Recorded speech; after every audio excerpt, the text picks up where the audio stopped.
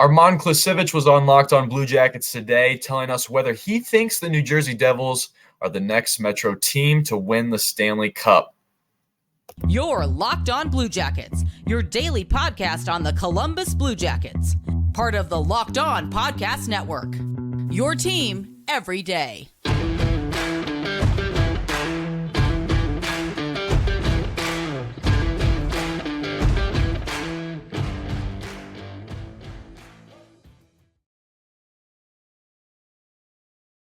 Locked On Blue Jackets, part of the Locked On Podcast Network, your team every day. I'm your host, Hayden Househorn. With me in a second is my co-host, Jay Foster. We're here to talk about the good, the bad, and the ugly of your favorite team and ours, the Columbus Blue Jackets. Before we get going, we want to thank you for making this your first listen every day. Locked On Blue Jackets is free and available on all podcast platforms. We're free on YouTube, and we're free on the SiriusXM app. This episode is brought to you by FanDuel Sportsbook, the official sportsbook of Locked On. Make every moment more. Right now, new customers can bet $5 and get $200 bets guaranteed. Visit FanDuel.com/LockedOn to get started. So we're continuing our part of the offseason where we talk to different people from different teams, covering different teams in the Metropolitan Division. So the focus is not obviously on the Blue Jackets. Today we're talking about the New Jersey Devils and Armand Klisivtich from Inside the Rink. He's a senior editor there covering the New Jersey Devils. He was on today's show.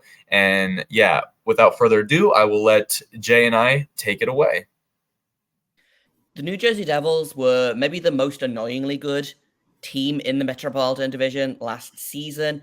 And we thought, let's take a look at them this season. Are they going to be as good? Are they going to be better? Are they going to have a slump? We don't know. So we figured, let's get someone who does.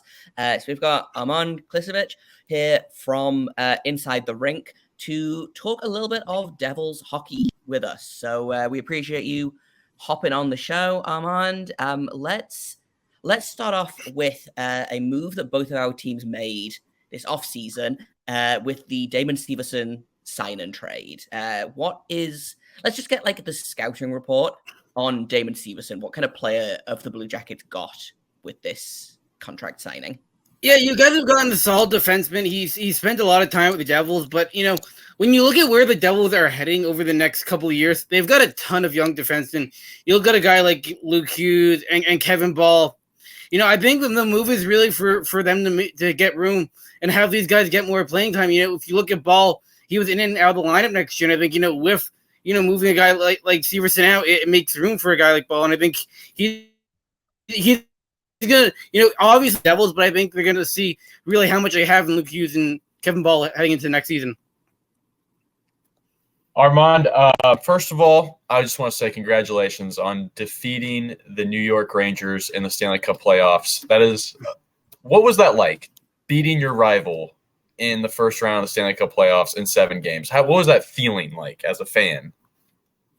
Obviously it has to feel good, especially a team like the Rangers who, the rivalry there is huge, and especially being able to knock out a team like the Rangers who came in to the playoffs is, the team to beat, and a team who really looked strong, and was pushing to make a run to knock them out early was huge for the Devils. It feels like the Carolina Hurricanes and the New Jersey Devils are kind of the two teams that you can count on to be racing for the division title at the end of the season.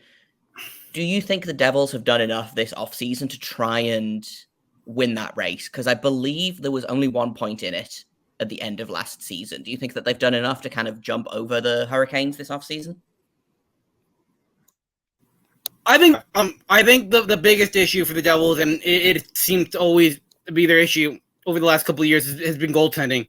I think the one big thing they needed to do, and they finally did it, is they moved Blackwood out. I think that's going to be huge for them moving forward. You've got a guy like Vitek Vanacek who is huge for them last year.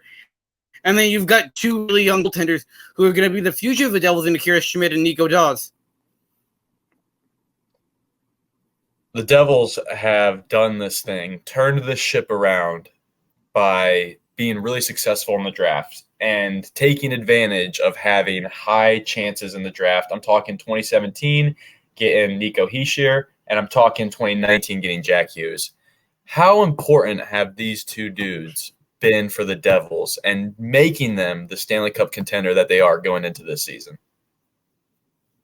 Oh, it's massive. When you look at the New Jersey Devils and the roster, those are probably the two biggest names that you look at on their team. You look at Jack Hughes, who's been phenomenal down the middle, and you look at a guy like Nico Hischier. These are two, like I said, they're a young team, and this is what New Jersey does. Is obviously they had their down years, but I think they, like you said, they had a couple good years at the draft, and I think now it's really starting to pay off for them. And they're starting to see what they have in these. We obviously know what they have in Hischier and Hughes. Now's the time to see what they have in like Luke Hughes and a guy like Kevin Ball and a guy like Akira Schmid and Nico Dawes. I want to talk a little bit more about goaltending because Vitek Vanacek I thought was great last season, unexpectedly so. They were really struggling, I think, with Mackenzie Blackwood at the start of the season, and it feels weird to be like, well, luckily he got injured and they could manage to get Vitek Vanacek in. Obviously, it's never great when a guy is injured, but I feel like Vitek Vanacek really came into his own. Do you think he can get it done again this season, or do you think it was kind of a fluke? And do you think Akira Schmid is the goalie of the future for the Devils? I think like I mentioned before, I think the big issue over the past couple of years with New Jersey has been they don't know what to do with Blackwood. He's been hurt most of the time. And you brought in a guy like Bernier who was also hurt. But you look at Vitek Vanacek, and I think he can be the guy for the Devils next year. But there's not really that big of a worry. If Vanacek struggles, you've got another guy like Akira Schmid who came in last year and showed that he can be that number one goaltender if Vanacek can't do it. So I think regardless, you have two very, very good goaltenders. And, you also have to look, you also have, if a guy goes down, you've got Eric Kallgren. You've got Nico Dawes. So I think for the first time in a while, I think the Devils are really set when it comes to goaltending heading into the season, regardless of injuries or not. The NFL season is finally here. Football season. It is the best time of the year for some of us sports fans. At FanDuel, they're giving you a chance to win all season long because right now, when you bet on a Super Bowl winner, you get a bonus bet every time that team wins in the regular season. Just pick any team to win the Super Bowl, and you'll get bonus bets for every victory they have along the way. You can also use your bonus bets to bet on spreads, player props, over-unders, and more. Spread them all over the place. So visit FanDuel.com/lockedon and start earning bonus bets with America's #1 sportsbook. That's FanDuel.com/lockedon.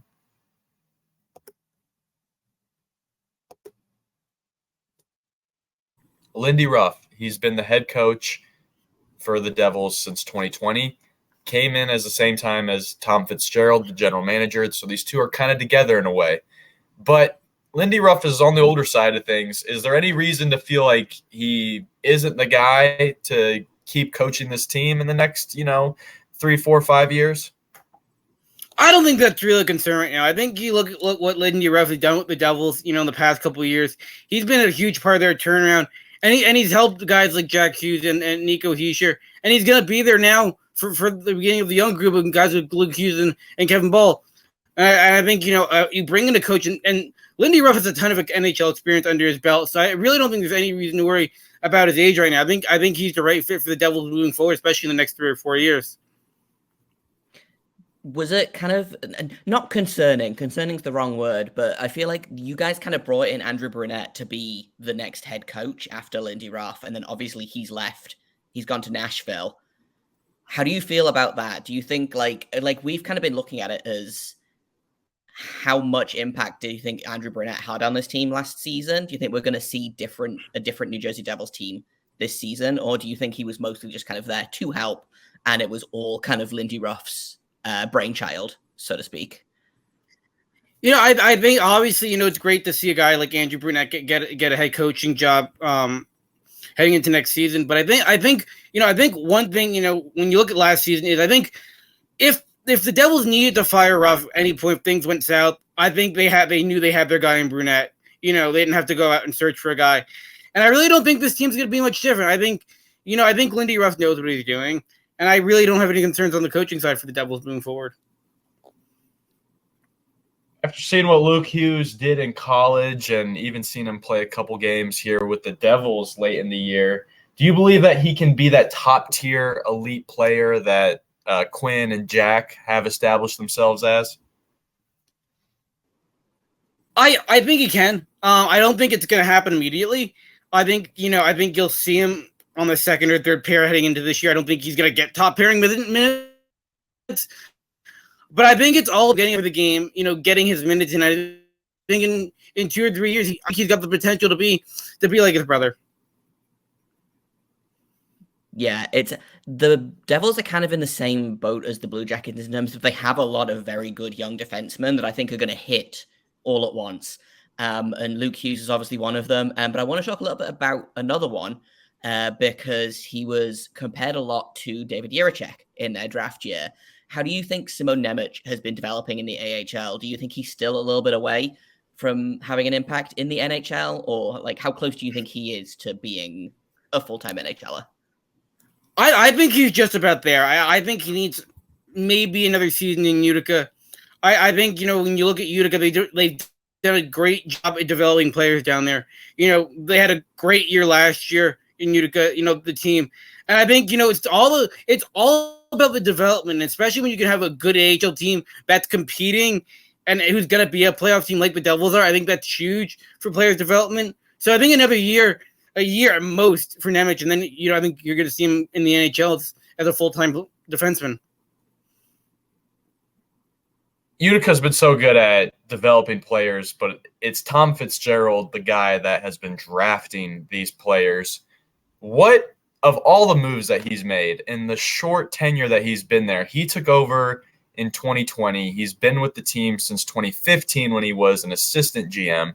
But since he's been the head honcho in 2020, what has been your favorite move, Armand, that he has made to make the New Jersey Devils? Yeah, I don't think you can pinpoint on one thing. I think it's just when you look at everything collectively that he's done, it all comes together. If you look at all these moves, if you don't make all of them, the Devils aren't who they are right now. I think, Tom Fitzgerald came in here with a plan. He knew where the Devils were when he came in here. I think everything that he's done is kind of led up to where they are. And I don't think time has told yet what his best move is. Because I think a lot of his moves are still developing. Yeah, I know one that I personally really liked, not necessarily as someone who is really annoyed how good the New Jersey Devils are, but someone who I watch a lot of Sharks games. And that Timo Meier trade, to me, was such a fleecing. And to get him to re-sign in New Jersey as well, I think is going to be they have a really, really solid top six now. But can you talk a little bit more about the impact that Timo Meier had on this team coming over at the trade deadline? No, that's a massive move for the Devils. You already have a guy like Jack Hughes, and you have a guy like Nico Hischier, and just being able to complement him with another guy like Timo Meier, and especially like you said, that top six is going to be really dangerous for the Devils this year. And I think, like you said, it was a really good trade by the Devils. And I think, like I said, just adding another part to your team, another guy who can easily put up 30, 35 goals, is going to make it hard to defend the Devils because it's not like you're going to have one guy like, you look at Washington, it's Ovechkin.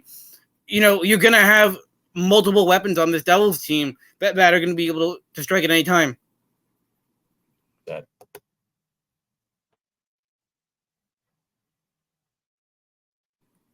Going back to Tom Fitzgerald and some of the great moves that he's made, my personal favorite has been Dougie Hamilton taking a risk on a guy, giving him $63 million over the course of 7 years, 7-year contract. And he has been an absolute dog for you guys. It seems like he covers the ice so well. And it seems like that has been the piece missing on the backside that has pushed them forward, much like when the Knights got Pietrangelo. That put them kind of in the next tier. What can you say about Dougie Hamilton? Just getting to watch him as a fan, he's played for the Bruins now. He's played for the Flames, the Hurricanes. He's playing for the Devils. What is it like getting to watch him play night in, night out?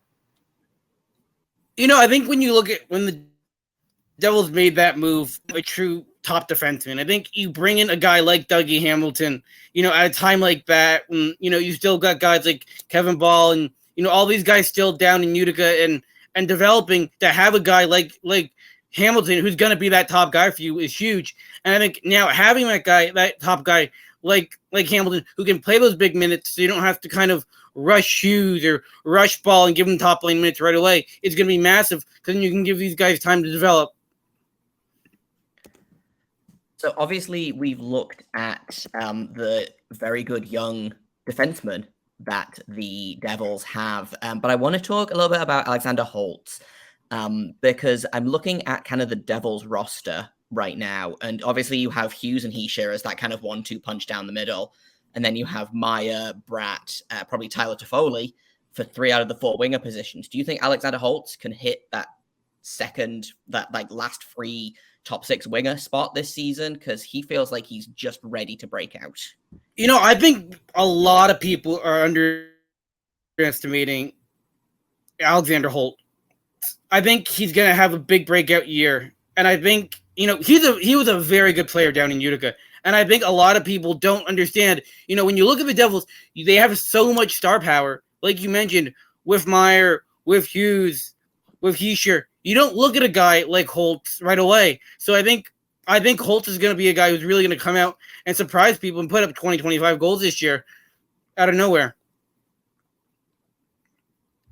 Armand, I got a question for you, man. So put yourself in your GM shoes here, and I'm just curious of what you thought when the Blue Jackets were up there picking 3rd overall, and when the Ducks were picking 2nd overall this year. Okay, put yourself in Pat Verbeek's shoes, all right? You're down to Leo Carlsson or Adam Fantilli, and the Blue I don't want you to pander. I want you to be honest. Which player would you have picked in that situation? Fantilli. Okay. I think Pat Verbeek might be the only person that would have gone Leo Carlsson. And again, this is not us slandering Leo Carlsson. He's going to be very, very good. But I think me and Hayden still kind of can't quite believe that a guy like Adam Fantilli slid all the way to 3rd. It's going to be a lot of fun in the Metro this season, I think. Who are some of the teams that pose a threat? One thing I can think of is Anaheim wants defense. At that point, when you've got a choice between a guy like Carlson and Fantilli, I think, you look at Anaheim right now, and they've got guys down the middle. They've got Zegras. So I think, if you have a guy like Carlson who's maybe a couple years away, I think, having a guy on the back end is going to be a lot more important than adding, another number 1 center, because you already have that in Zegras. Yeah, 100%. I thought we'd finish up with a couple of predictions. So who's your pick for the MVP of the New Jersey Devils this coming season? I want to go with Jack Hughes. I think he's going to have another breakout year. I obviously think Timo Meyer is going to make a big impact to the team, but I don't see how Jack Hughes isn't New Jersey Devils right now. And I think, he's got a really bigger supporting cast heading into this season. All right, finally, Armand, I mean, you can go ahead and pick the Devils if you feel that they are worthy of this. We haven't been letting people do this, but you know what?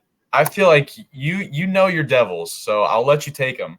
But who do you have winning the Cup this year? 2023, 2024. We're in June 2024. Who's raising the Cup above their head? You know what? I think the Devils are a very good team. I don't quite think they're a team that's going to win the Cup next year. You know what? I think Carolina's going to surprise a lot of people. I think one thing Carolina has is they have that. I see what you're doing. They've had that playoff experience, and they're a team that's been there before. I think New Jersey is going to be a very young team, and I think Carolina's been in that situation before. And I think this is the year they kind of get over the hump. However, I still think the Devils win the Metro. I see what you're doing there, though. You're taking Carolina, trying to get them to not win the Cup. Is that what you're trying to do? And no, then they do win no. the Cup. All right. Well, like I said, we appreciate you coming to talk all things Devils with us. If people want to kind of find you and your work inside the rink, where's the best place for them to go? Yeah, obviously all my stuff is going to be on InsideTheRink.com, but but the best place to follow my content will be at on Twitter, or on X now, as they call it, at ITR Armand. Perfect. Well, yeah, thanks again for doing this, and hopefully the Blue Jackets will be a little bit better matched against the Devils this season than they were last season.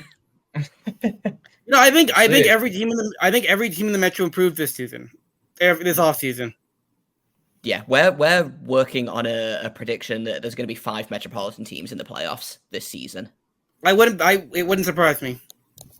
Thank you guys so much for listening to today's episode. Thank you for making it your first listen every day. Locked on Blue Jackets is free and available on all podcast platforms, YouTube, and the SiriusXM app. My name is Hayden Househorn. You can find me on Twitter at HaydenH971. You can find Jay on Twitter at _JAKOBFORSTER. You can find the show on Twitter at LO_Blue Jackets. You can also email the show anything that you might want to hear, lockedonbluejackets@gmail.com.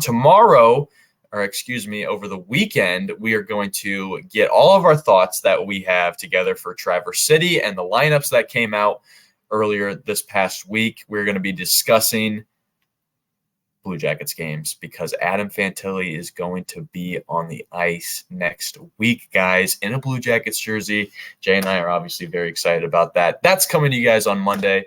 But thank you so much once again for listening. And until tomorrow, make sure you stay locked on.